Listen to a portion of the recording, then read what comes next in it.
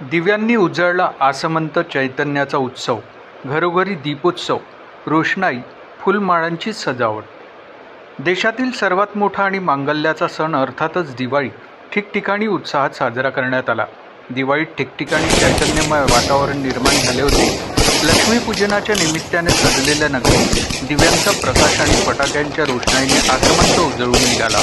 घराघरात रोषणाई, फुलमाळा आणि रंगबिरंगी सजावट यामुळे सर्वत्र उत्सवी वातावरण आहे। दिवाळीच्या खरेदीसाठी बाजारपेठा फुलून गेल्या आहेत। दुकानदारांनी लाइटिंग आणि तोरणमाळांनी आपली प्रतिष्ठाने सजवली आहे। यंदा वस्तूंचे दर वाढले असले तरी उत्साहात कोणतीही कमी आलेली नाही। फटाके, लाइटिंग, मिठाई, फुले आणि फळांच्या दरात वाढ असून कपडे, मिठाई, फटाके, सजावटीचे साहित्य आणि लक्ष्मीच्या मूर्तीची खरेदी केली। गृहिणींनी फराळाच्या तयारीला अंतिम टप्पा गाठला असून घरोघरी ग्राहकांनी मोठ्या प्रमाणावर खरेदी केली।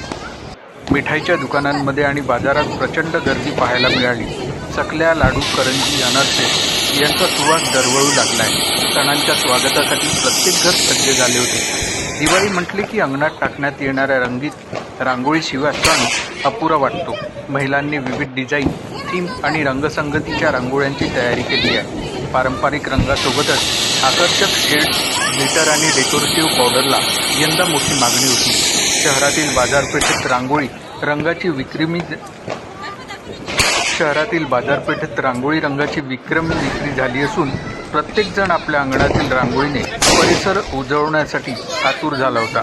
नागपूरवरून राकेश मर्रे।